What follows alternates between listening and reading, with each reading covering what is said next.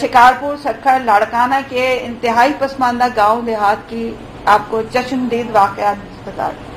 جب یہ ساری باتیں ہم اپنی میٹنگ میں ڈسکس کر رہے تھے تو ہمارے دل اس بات پہ دکھ رہے تھے کہ ہماری برسہ برس کی غلط پالیسیز اور ہمارے جو ظلم اور جبر کا جو ہمارا ماحول ہے اور رسوم اور روایات کے نام پر جو ہم نے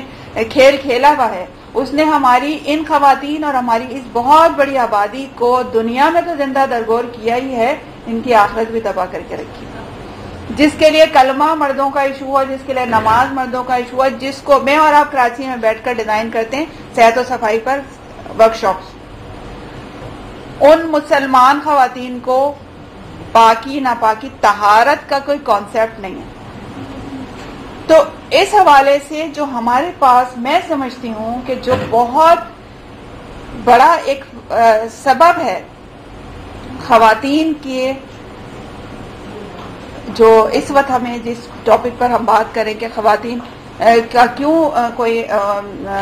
ہمیں واضح ایک رول ان کا فیملی کے اندر یا فیملی سے باہر یا اپنے بچوں کے لیے نہیں بن پا رہا، اس میں بہت بڑا فیکٹر یہ ہے کہ اس میں ہمارے پاس غلط مذہبی تصورات ہیں، بے بنیاد مذہبی تصورات ہیں، جن کی بنا پر ان کی شخصی آزادی بھی سلب کی ہوئی ہے اور انہیں کہا گیا کہ آپ جو ایک سپلیمنٹ ہیں، جس مردوں کا سپلیمنٹ ہے، جبکہ آپ جانتے ہیں کہ یہ ایسا نہیں ہے۔ آ کے کھڑی نہیں ہوئی کہ پرچیاں آنا شروع ہو گئی میرے پاس۔ گورنمنٹ میں رہی ہوں گی آپ کبھی؟ سرکاری مائک پر تو میں جاتی ہی نہیں ہوں، اس لیے کہ فوراً پیچھے سے پرچی آ جاتی ہے، آپ کا وقت پورا ہو گیا۔ اچھا، دوسری جانب روایات اور رسومات کی آڑ میں تعلیم و صحت کی سہولتوں سے استفادہ نہیں کرنے دیا جاتا۔ ہمارا جائزہ ہے کہ اس حوالے سے جہاں یہ صورتحال ہے وہیں دوسرا رخ بھی میں آپ کو دکھا دوں۔ ایک طرف اگر مذہب کی بنیاد پر کچھ چیزوں کا سلب کیا گیا، مذہب کی بے بنیاد تصورات، اوریجنل مذہب کو نہیں، قرآن و حدیث سے ڈائریکٹ کنسلٹ کریں گے تو حضرت خدیجہ، حضرت عائشہ، حضرت فاطمۃ الزہرا، حضرت سمیہ، حضرت صفیہ بے شمار رول ماڈل سامنے آئیں گے، لیکن وہ ایک اپنے تصورات ہیں، اپنے سیٹ تصورات ہیں جن کو کہ فوکس کہتا ہے۔ دوسری طرف دوسرا نقصان بھی کرنے والا خواتین کا وہی عنصر ہے جو کہ جس کو کہ سو کالڈ ہم کہہ دیں کہ ہماری سوسائٹی میں اگر کوئی مذہب بیزار عناصر ہیں تو انہوں نے کیا کیا کہ دوسری طرف مذہب بیزار عناصر کی طرف سے عورتوں کے حقوق اور آزادی کا جو لائحہ عمل پیش کیا گیا، اس میں خواتین کی ترقی کو معاشی استحکام اور معاشی استحکام کو خواتین کی ملازمت سے منسلک کر دیا گیا۔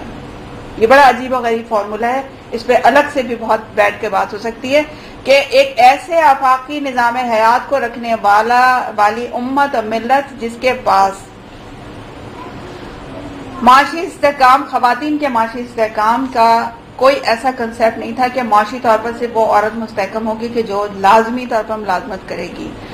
ملازمت کا آپشن اس کے لیے کھولنے کے ساتھ ساتھ اصل چیز کیا ہے کہ جبکہ حقیقت یہ ہے کہ مسلمان عورت کا معاشی استحکام اس کی ملازمت سے مشروط نہیں ہے۔ ملازمت یا بیرون خانہ کسی بھی معاشی جدوجہد میں شمولیت ایک آزاد فرد کی حیثیت سے اس کا حق ہے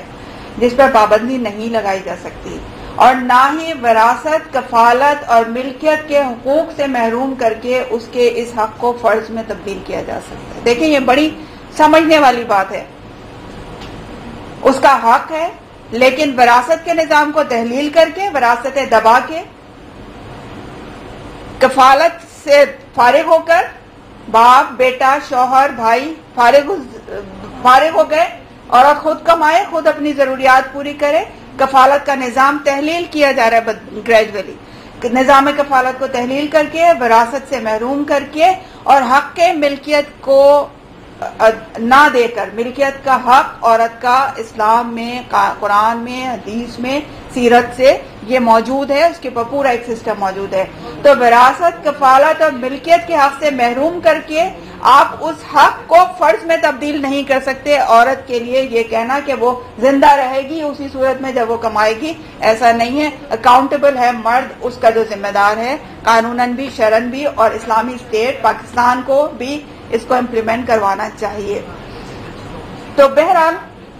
اس حقیقت کی موجودگی میں مسلم معاشروں میں خواتین کی غربت اور قسم پرسی میں بتدریج اضافہ میرے نزدیک ورکنگ مین ویلفیئر ٹرسٹ کے پلیٹ فارم سے بڑی ذمہ داری سے میں یہ بات کہہ رہی ہوں کہ ناقابل معافی جرم ہے، اور میرا خیال ہے کہ نہ صرف یہ کہ ناقابل معافی جرم ہے بلکہ یہ اس کو ایک ہمہ انقلابی تحریک کا عنوان بھی ہونا چاہیے۔ عورت کے معاشی استحکام کے لیے وہ تمام معاشی حقوق جو کہ اس کو ادا کیے گئے ان کی بحالی کے لیے ہمیں اور آپ کو سب کو مل کر ہاتھ میں ہاتھ ڈال کر جدوجہد کا آغاز کرنا چاہیے۔ ایک اور بہت بڑی وجہ، بہت ساری وجوہات کو میں نہیں ڈسکس کر سکتی، اس پر ٹائم نہیں ہے، دوسری وجہ ہے قومی و معاشی ضرورت کے مطابق آزاد خود مختار سیاسی پالیسیز کا فقدان۔ یہ بالکل ایک کھلی ہوئی بات ہے، بالکل ایک کھلی ہوئی حقیقت ہے کہ ہمارے پاس ہماری جو بھی یعنی مسلم اور بالخصوص پاکستان کی جو نااہل اور بدعنوان حکومتوں کا جو تسلسل ہے، اس نے آج قومی سلامتی، ترقی و خوشحالی کے ہدف پر مشتمل آزاد پالیسیز کو اختیار کرنے کی اہلیت سے ہی ہمارے حکمرانوں کو محروم کر دیا۔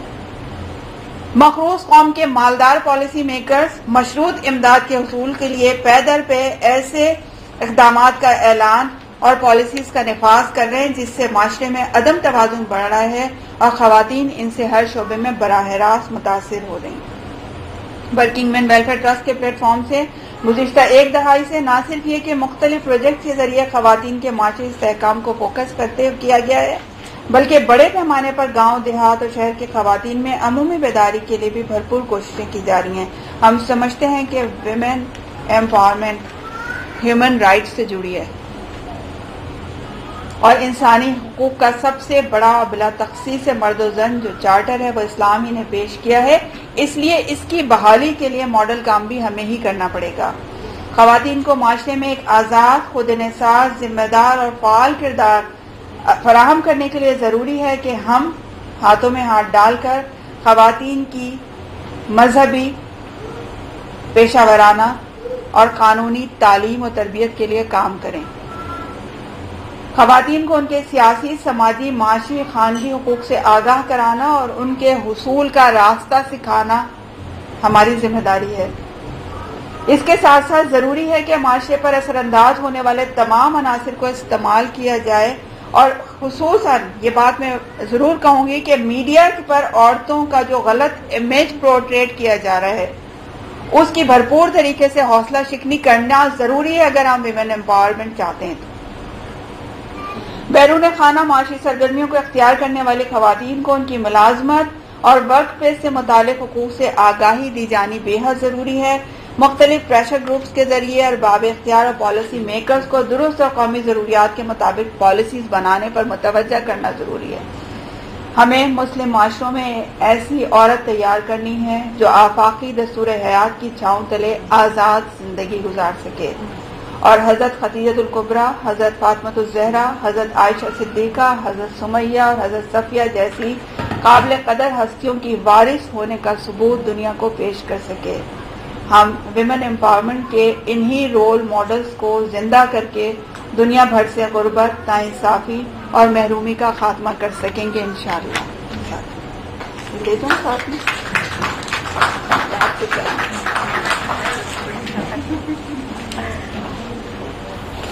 تھینک یو ہمارا قریشی۔ ہمارے لہجے میں یہ توازن بڑی صعوبت کے بعد آیا کہ کئی مزاجوں کے دشت دیکھے، کئی رویوں کی خاک چھانی۔ مس ہمیرا قریشی کے لہجے سے وہی ظاہر ہو رہا تھا۔ I would like to welcome miss Anees Fatima, women development کی SARD پروجیکٹ مینیجر ہیں۔